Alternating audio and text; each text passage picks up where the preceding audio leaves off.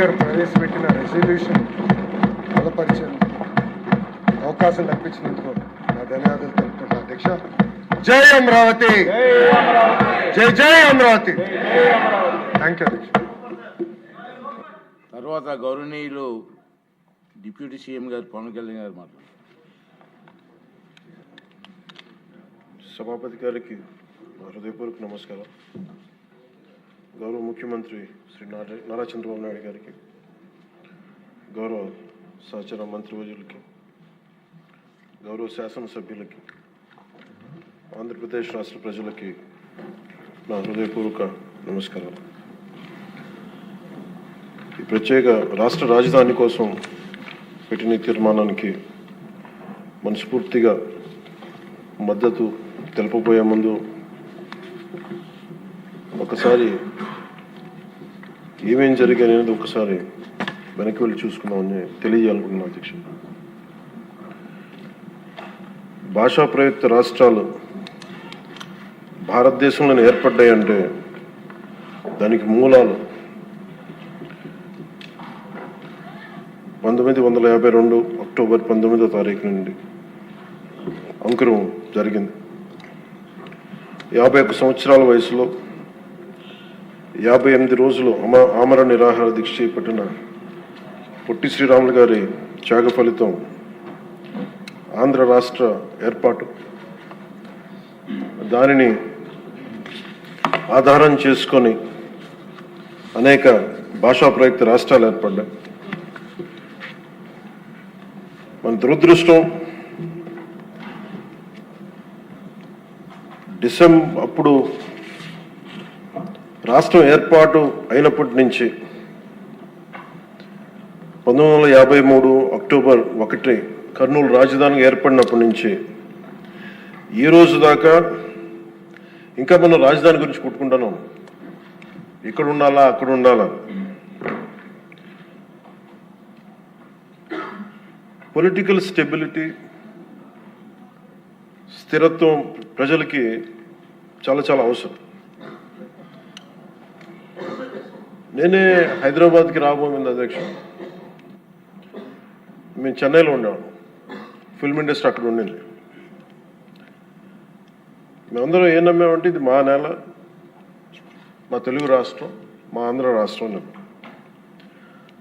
అక్కడ సొంత ఇల్లుండి, మా అన్నయ్య గారికి కానీ అందరికీ సొంత ఇల్లుండి అక్కడి నుంచి అందరం ఉన్నాయన్నీ వదిలేసి అమ్మేసుకొని హైదరాబాద్ వచ్చిన తర్వాత కారణాలు ఏవైనా కావచ్చు కానీ ఇది నీ ఊరు కాదు, నీ రాష్ట్రం కాదు, మీరు ఇక్కడి నుంచి వెళ్ళిపో. పొలిటికల్గా వెళ్ళిపోవాలంటే ఇది కేవలం ఒక రాజకీయ నాయకుల వరకే గొడవ ఉంది, కేవలం శాసనసభ్యుల మధ్య గొడవ ఉంది అంటే అది వేరేగా చూసేవాళ్ళమే. కానీ సగటు ప్రతి ఆంధ్ర పౌరుడి మీద దాని ఫలితం, దాని ప్రభావం చూపించింది. నాకేమనిపించిందంటే ప్రత్యేకించి చిన్నప్పటి నుంచి అందరం దేశం అంటే ఇష్టం, జాతీయ భావాలు, నేషనలిజం, ఈ భావాలతో పెరిగి భాష కానీ, కులం కానీ, మతం కానీ ఇవన్నీ మనకు చాయిస్ లేవు, ఇక్కడ పుట్టామనుకుంటాం. కానీ లోపల భావం అంతా జాతీయతే ఉండేది, జాతీయ భావాలే ఉండేవి అందరు. అలాంటిది ప్రాంతీయత, ఉప ప్రాంతీయత, రీజనలిజం, సబ్ రీజనలిజం తోటి మళ్ళీ ఇక్కడికి వచ్చేటప్పటికి నాకు గుండె లోతులోంచి ఉద్వేగం, ఆవేదన కలిగి జనసేన పార్టీని స్థాపించడం జరిగింది. అలాంటి సందర్భంలో తెలంగాణ అంటే ఇక్కడ ఉన్న లోకేష్ గారు కానీ, నాదెండ్ల మనోహర్ గారు కానీ, గౌరవ మంత్రివర్యులు, సహచర మంత్రివర్యులు ఇద్దరు కూడా తెలంగాణలో పుట్టి పెరిగిన వాళ్ళు. వాళ్ళకి లోపల వాళ్ళు ఆంధ్రాకి వచ్చారు కానీ వాళ్ళ గుండె లోపల నుంచి తెలంగాణను తీయలేం. ఇలా చాలామంది సభ్యులు ఉండొచ్చు ఇక్కడ. నేను మా నాన్నగారు నెల్లూరులో పనిచేసేవాళ్ళు కాబట్టి పుచ్చలపల్లి సుందరయ్య గారు లాంటి వాళ్ళు తెలంగాణ ఉద్యమానికి ఎలా పనిచేశారు ఇవన్నీ మేము ఇప్పుడు చిన్నప్పుడు కథలుగా వింటూ ఉండేవాళ్ళం. సో ఎప్పుడు తెలంగాణ వేరు, ఆంధ్ర వేరు అని ఎప్పుడు భావం లేదు, తెలుగు నేల అనుకో. కానీ లేదు, మీరు విడిపోయిన తర్వాత సహజంగా ఏం జరగాలి అధ్యక్ష? అప్పుడున్న కాంగ్రెస్ ప్రభుత్వం ఏం చేసి ఉండాల్సింది? ఇంత నష్టం జరగబోతుంది, ఇన్ని కోట్ల మంది ప్రజలు విడిపోతున్నారు, ఇట్స్ కైండ్ ఆఫ్ పార్టీషన్. ఇలాంటి విభజన జరుగుతున్నప్పుడు ఎలా ఆలోచించి ఉండాల్సింది?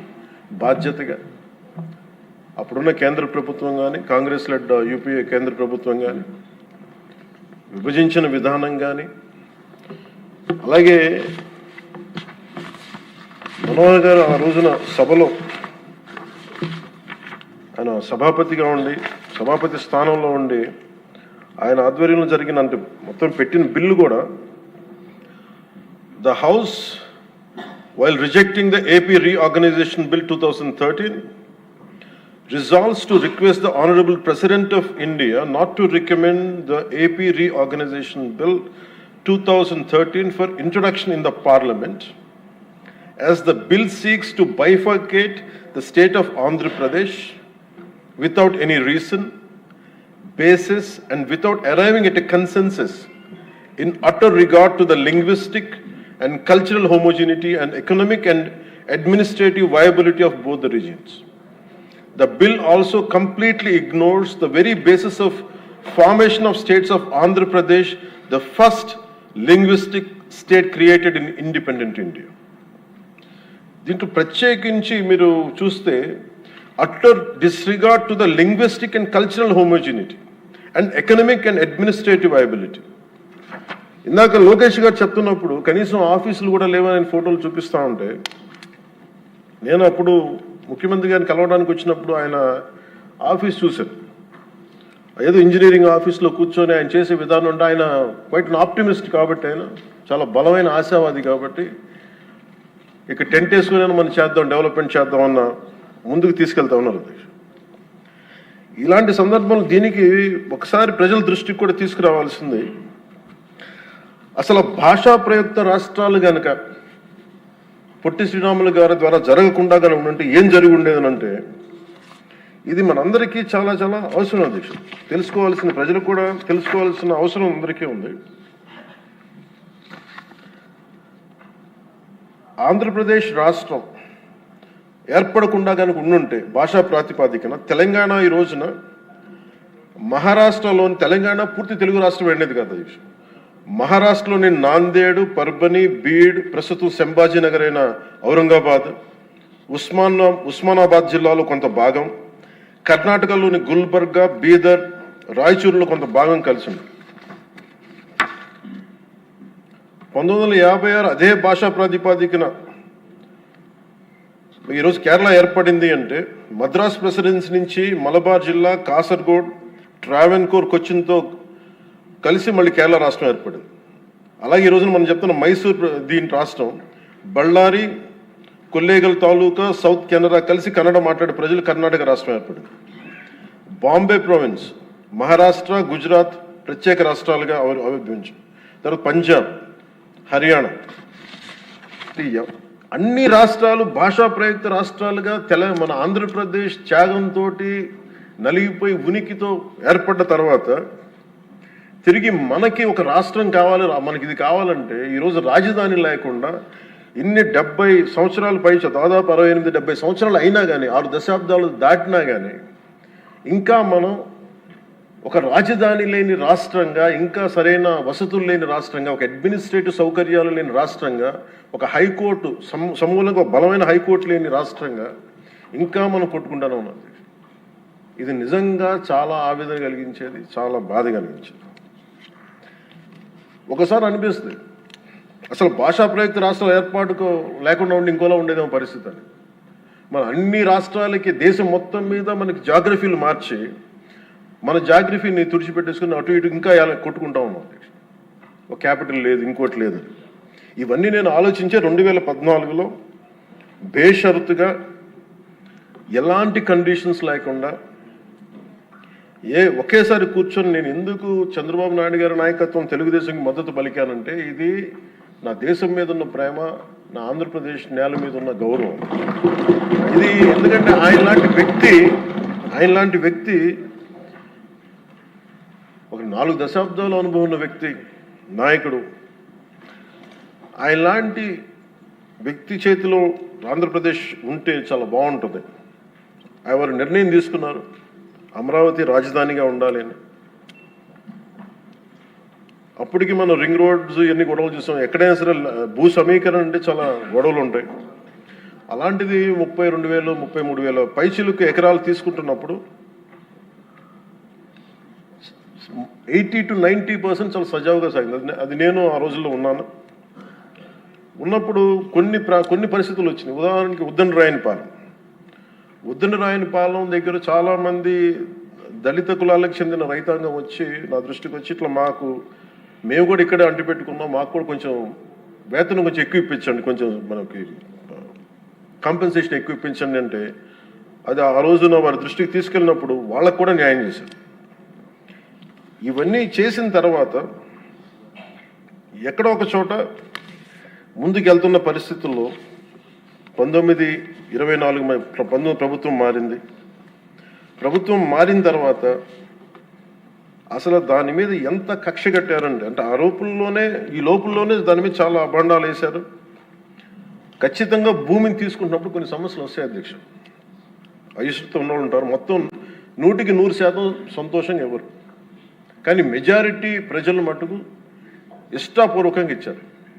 అందరూ నాలాగే నేను ఎలా అయితే వచ్చానో మన రాజకీయాల్లోకి మన ఉనికిని కోల్పోయాం, ఆంధ్రప్రదేశ్కి ఉనికి లేదు, రాజధాని లేదనేది నేను అమరావతి జిల్లా సంబంధించిన రైతాంగం అందరితో మాట్లాడితే చాలా ఎక్కువ శాతం మంది మా ఇష్టం తెస్తున్నాం. ఇక్కడ మేము నేల పోగొట్టుకున్నాం, హైదరాబాద్ పోగొట్టుకున్నాం, మేము ఇస్తాం అని చెప్పి చాలామంది సంతోషంగా ఇచ్చారు.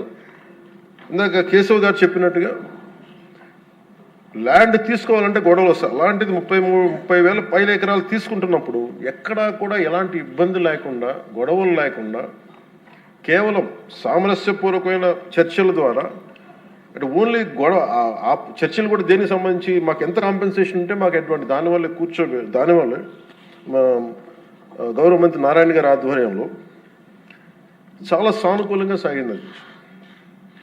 పరిస్థితులు ఏమైనప్పటికీ 1924 మధ్యలో ప్రభుత్వం రాలేకపోయింది. ఆ రోజునున్న ఆ ప్రభుత్వం రాలేకపోయింది.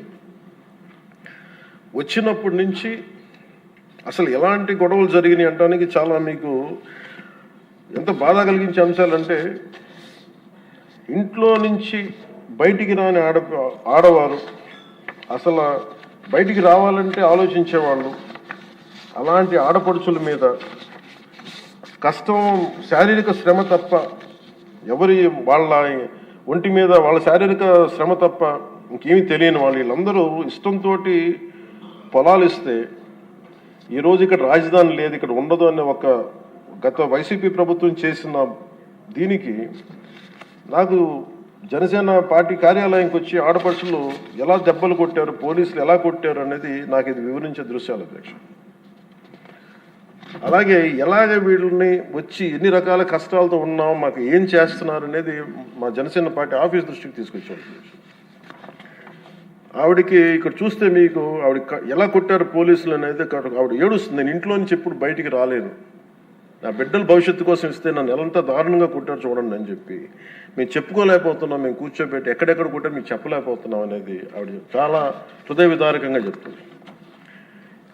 ఈయన పాపం పనిచేసుకున్న రైతే, ఆయన మాకు ఎందుకు కాంపెన్సేషన్ ఇవ్వట్లేదు అని అమరావతి గురించి ఎందుకు మీరు కంటిన్యూ చేయారంటే ఆయన మీద దాడి చేసి రిపీటెడ్గా ఆయన కొట్టింది ఆయన చూపిస్తున్నారు.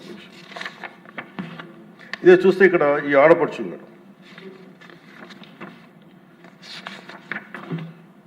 నేను వీళ్ళకి మద్దతుగా వెళ్తే అధ్యక్ష మొత్తం ముళ్ళ కంచెలేసి కూర్చోబెట్టాను పోలీసులతో. ఈరోజు చూస్తున్న అమరావతి కానీ ఈరోజు చూస్తున్న ప్రాంతం కాదు, ఒక యుద్ధ వాతావరణం ఉండేది, గుబులు వాతావరణం ఉండేది. చట్టసభల్లోనే ఇందాక లోకేష్ గారు చెప్తున్నట్టుగా చట్టసభలోనే దాడులు చేసే పరిస్థితిలో ఉన్నప్పుడు ఇంకా బయట శాసనసభ్యులకే రక్షణ లేనప్పుడు, ప్రతిపక్ష నాయకులుగా ఉన్న చంద్రబాబు గారికే రక్షణ లేనప్పుడు ఇంకా సగటు రైతుకి ఏ రక్షణ ఉంటుందో మీరు ఊహించుకోగలరు. అలాంటిది మేము కూర్చోబెట్టి బయటకు వస్తే అధ్యక్ష మొత్తం ముళ్ళ కంచెలు వేసి మమ్మల్ని ఇక్కడ కూర్చోబెట్టి మీరు 15 నిమిషాలు కూర్చుంటే వెళ్ళిపోతామంటే ఇంకా నాకు విసుగొచ్చి గొడవ పెట్టుకొని మీరు వదిలితే వదలండి, లేదంటే మీరు కంచెల నుంచి ఒళ్ళు చిరిగిపోయినా ముందుకెళ్తామని చెప్పి ఆ పొలాల మధ్యలో నుంచి వెళ్తే అప్పుడు కూర్చోబెట్టి గొడవ పెట్టుకుంటే పోలీసులు వెళ్తే వాళ్ళందరూ చెప్పుకున్న బాధ అధ్యక్ష, వాళ్ళ ఏడుపుల అధ్యక్ష. పాపం ఈ రైతులు కన్నీళ్ళు చాలా ఇవన్నీ ఆవేదన కలిగించింది. ఈ అబ్బాయి అయితే ప్రత్యేకించి నోటి మాట కూడా రాదు అధ్యక్ష. ఈ అబ్బాయికి బాధ ఎలా కొట్టారో కూడా అబ్బాయి చెప్పలు. ఈ అబ్బాయి వీళ్ళందరూ కూడా దళిత కులాలకు చెందిన కులాలు అధ్యక్ష. ఈ అబ్బాయికి మాట కూడా రాదు, ఏడుస్తా వేదం అంటే ఏం చెప్పాలో తెలియట్లా, భాష లేదు ఆ భావానికి, ఆ ఏడుపుకి, ఆ వేదనకి భాష లేదు. ఆ సైగలతోటి ఆ రాని వచ్చిన ఒక మోగ గొంతుతోటి మాట్లాడుతుంటే నా గుండె కరిగిపోయింది. రైతాంగం అందరూ వచ్చి మమ్మల్ని రిపీట్గా మాకు హెల్ప్ చేయండి, మీరు నిలబడాలంటే ఇవన్నీ కూడా నేను అప్పుడు మేము అలయన్స్లో ఉన్న భారతీయ జనతా పార్టీ కేంద్ర నాయకత్వం దృష్టికి తీసుకెళ్ళి ఆ రోజున జనసేన పార్టీ నుంచి చాలా బలంగా నిర్ణయం తీసుకున్నాం. ఆంధ్రప్రదేశ్కి ఉండేది ఒకే ఒక రాజధాని, అది అమరావతి అవుతుంది. అది మేము చాలా క్లియర్ కట్గా మేము చాలా బలంగా తీసుకున్నాం అధ్యక్ష. ఇది తీసుకున్న తర్వాత మాకు అక్కడి నుంచి 3 రాజధానులు అంటే సమస్యని పరిష్కరించకపోగా జటిలం చేశారు వీళ్ళందరూ. మేము అలయన్స్కి ప్రత్యేకించి మేము పెట్టుకుంది ఆంధ్రప్రదేశ్కి ఒక్కటే ఏక రాజధాని ఉంటుంది, దాన్ని ముందుకు తీసుకెళ్తాం. అదే కమిట్మెంట్తో వచ్చాం అధ్యక్ష. ప్రజలు దాన్ని అర్థం చేసుకున్నారు. మనస్ఫూర్తిగా దీనికి 164 సభ్యులతోటి ఎన్డీఏ కూటమిని గెలిపించారు. ఈ రోజున మేము ఆ మాట నిలబెట్టుకునే భాగంలో ఒక అడుగు బలమైన అడుగు పాదముద్ర పడింది అధ్యక్ష. ఇది చట్టసభల్లో ఇచ్చే మాట జస్ట్ ఒక సింపుల్ ప్రామిస్ కాదు, ఏదో చేస్తాం అలా కాదు. చట్టసభలో ఇచ్చే మాట ఇట్స్ కమిట్మెంట్, అంటే వాగ్దానం అధ్యక్ష. ఏదో ఇచ్చాం కదా మాట అలా కదా, ఇది వాగ్దానం అనే పదమే వాడతాం. వాగ్దానం అంటే మేము కష్ట నష్టాలు వచ్చిన commitment is what transforms a promise into a reality. This is what said by Lincoln. Commitment ఉన్న చోట కన్సిస్టెన్సీ ఉంటుంది. అందుకే మేము ఈ రోజున ఎన్డీఏ కూటమి ప్రభుత్వం చంద్రబాబు గారి నాయకత్వంలో we are committing, we have committed, we will make sure this is only going to be the capital of state of Andhra Pradesh. We will take it forward.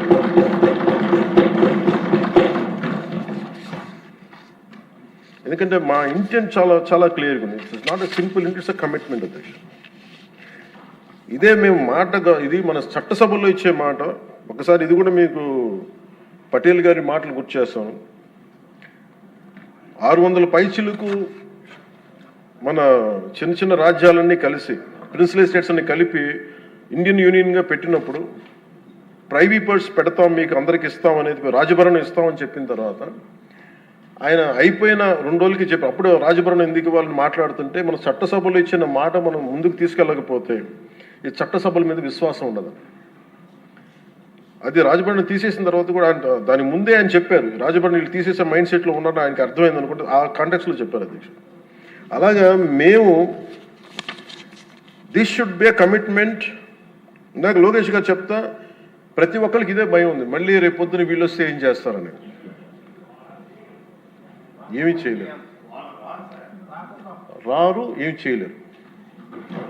దానికి ప్రతి పెట్టుబడి పెట్టేవాడు, భూమి ఇచ్చిన ప్రతి రైతు, సెంటు భూమి ఇచ్చిన రైతు దగ్గర నుంచి 1,00,000 కోట్లు పెట్టిన మన లక్ష్మీ గారి దాకా ప్రతి ఒక్కరు ఏమడుతుంది, దే నీడ్ స్టెబిలిటీస్.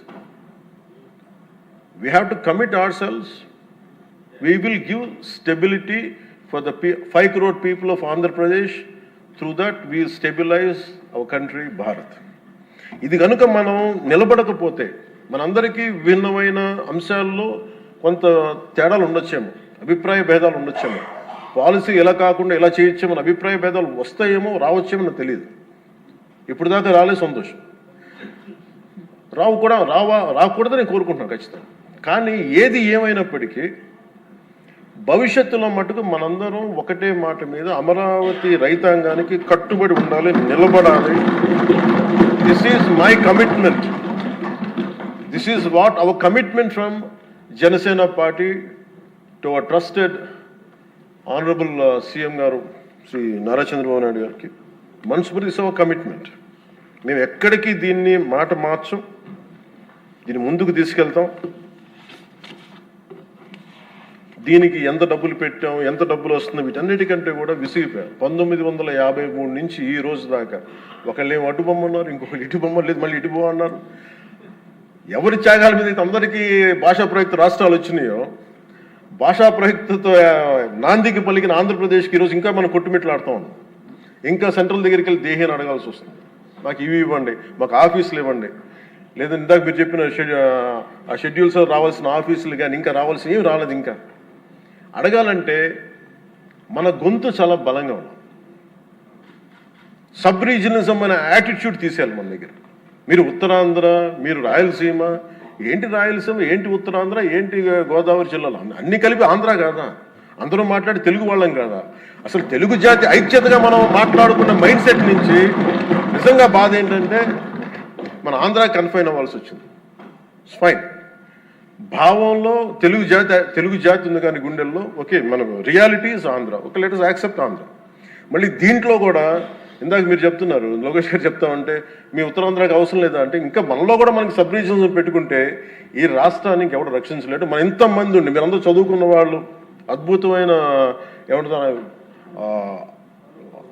అనుభవం ఉన్నవాళ్ళు, మీరు కూడా మీరు కూర్చోబెట్టి దీన్ని బలంగా ప్రజల దగ్గర తీసుకెళ్ళిపోయి ఇదంతా మంది ఒకటే నేల, ఒకటే రాష్ట్రం, ఒకటే భాష, ఒకటే జాతి అని మనం బలంగా బల్లగుద్ది చెప్పకపోతే గెలుపు ఎక్కడ ఉంటుందంటే మన బలహీనత వాళ్ళ గెలుపు. అది గుర్తుపెట్టు, మన బలహీనత, మన అనైక్యత.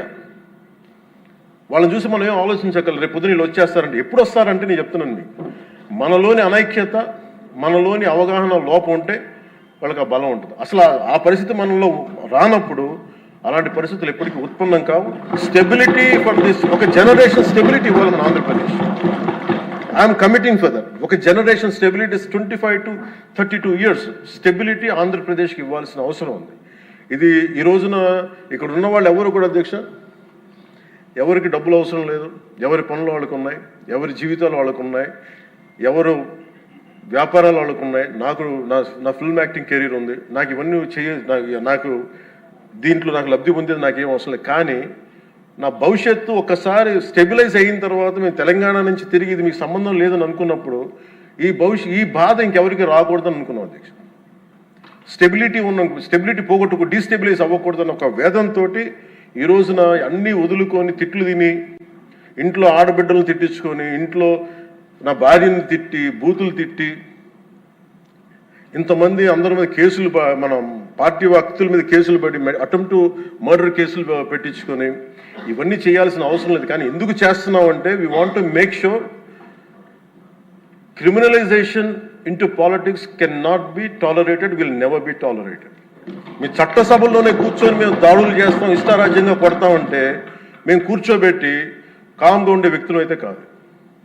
మనందరం ఇవ్వాల్సింది కూడా చాలా బలంగా, we are here to give solid stability for Andhra Pradesh. తద్వారా పెట్టుబడులు చాలా బలంగా వస్తాయి.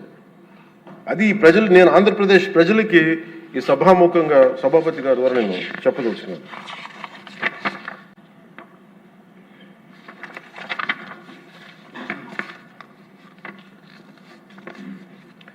చంద్రబాబు నాయుడు గారి దగ్గర నేను ఒకటే చూశాను అధ్యక్ష. నేను ఎక్కడ చెన్నై నుంచి వచ్చాను, నేను హైదరాబాద్కి ఎర్లీ 90s వచ్చాను. 90s వచ్చినప్పుడు నాకు పుస్తకాలు చదివేటప్పుడు నాకు లీ క్వాన్ యూ గురించి తెలుసు. Founder president city state of Singapore. మేము చూస్తుండగా హైదరాబాద్ రూపురేఖలు మారిపోవడం నేను ప్రత్యక్షంగా చూశాను. మేము తిరిగిన మాదాపూర్ కొండల్లో కానీ, లేదంటే ట్రెక్కింగ్కి వెళ్ళిన కొండల్లో కానీ అసలు ఏమీ రాదు, ఏం జరగదని, ఈ కొండల రూపురేఖలు మారిపోతాయా అనేది చాలా ఆశ్చర్యంగా అనిపిస్తే, మేము చూస్తుండగా రోడ్లు వెడల్పోయినాయి. అసలు ఇంత రోడ్లు జనం లేరు కదా, ఇంత రోడ్లు దేనికి అనుకునేవాళ్ళం. అంటే 4 కార్లే కదా, 10 కార్లు వెళ్తాయి. బట్ ఆయన పాప, ఆయన అందరినీ అప్పుడు పేపర్ బాగా చదువుతుంటే మాకు అర్థమేది. ఆయన అందరూ అంటూ ఉండేవాళ్ళు మాటలు, ఈ ఏంటి వరల్డ్ బ్యాంకుతో కుమ్మక్కైపు చేశారంటే అది ఈజీగా ఉంటుంది ఆ మాట అనేయటం. కానీ దాని విలువ ఈ జనరేషన్ అనుభవిస్తుంది.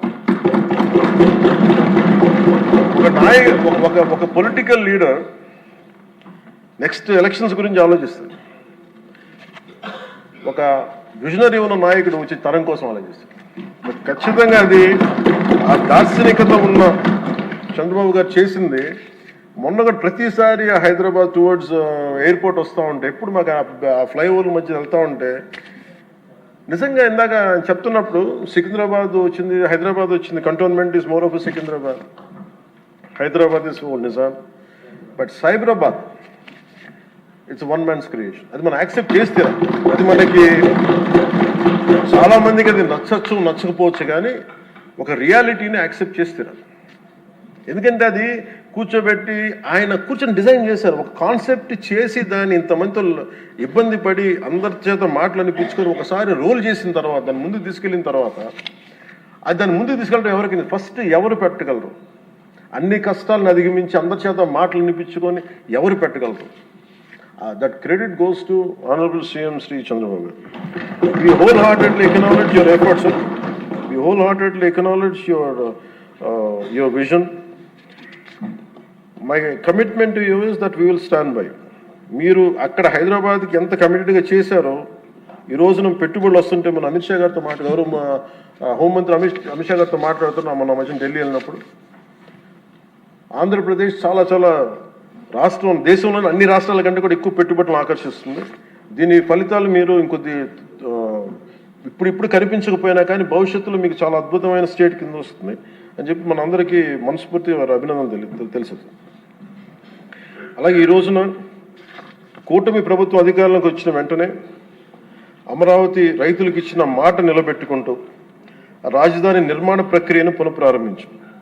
25 మే 2వ తేదీన గౌరవ ముఖ్యమంత్రి శ్రీ చంద్రబాబు నాయుడు గారి నాయకత్వంలో గౌరవ ప్రధాని శ్రీ నరేంద్ర మోదీ గారి చేతుల మీదుగా పునర్నిర్మాణం పనులు ప్రారంభించాం. మౌలిక సదుపాయాల అభివృద్ధిని వేగవంతం చేశాం. వరల్డ్ బ్యాంక్ ఏడీబీ నుంచి 15,000 కోట్లు, హడ్కో నుంచి 11,000 కోట్లు, నాబార్డ్ నుంచి 7,387 కోట్లు సమీకరించి పనులు చేపట్టాం. రాజధానికి పెట్టుబడులు రాక మొదలైంది.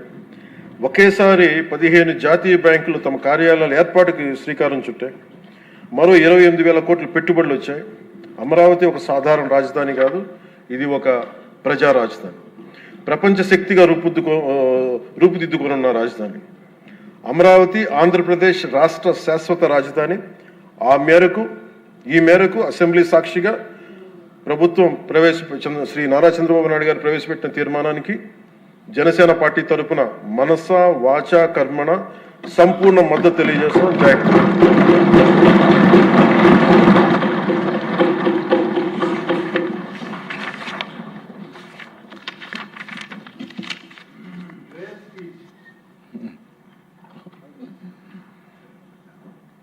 ఇప్పటి తీర్మానంపై జరిగిన చర్చకు గౌరవనీయులు సీఎం గారు చంద్రబాబు నాయుడు గారు సమాధానం చెప్తారు.